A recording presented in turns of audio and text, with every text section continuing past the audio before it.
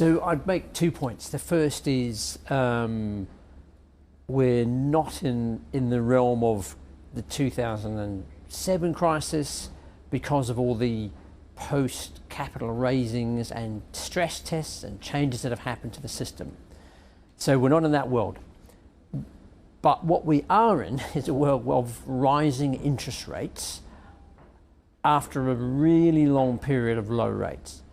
And when that happens, you get to see how good people's risk management is, and you also see how households and businesses respond to that. So you are going to see over a period of time more isolated examples of situations where people haven't managed a risk well.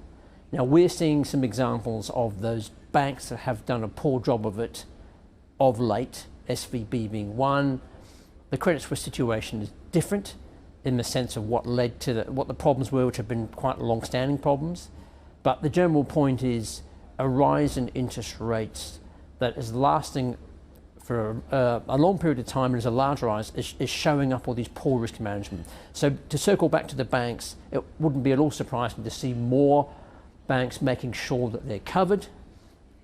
And obviously the authorities have realized they haven't closely regulated the smaller and medium-sized banks, which in totality still represent a significant pool of savings. And when there's a tremor of a bank run, it affects everyone everywhere.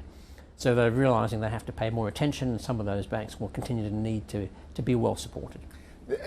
Well supported is one thing, but emergency lending to the tune of $316.5 billion as of Wednesday. These are weekly numbers, from $312 billion on April the 12th and from a record of $343.7 billion on March the 22nd, when we were very much in the epicenter of the crisis here. One might have imagined that those numbers would have fallen on these three emergency programs if we were back to basics, back to our knitting in terms of the market risk declining.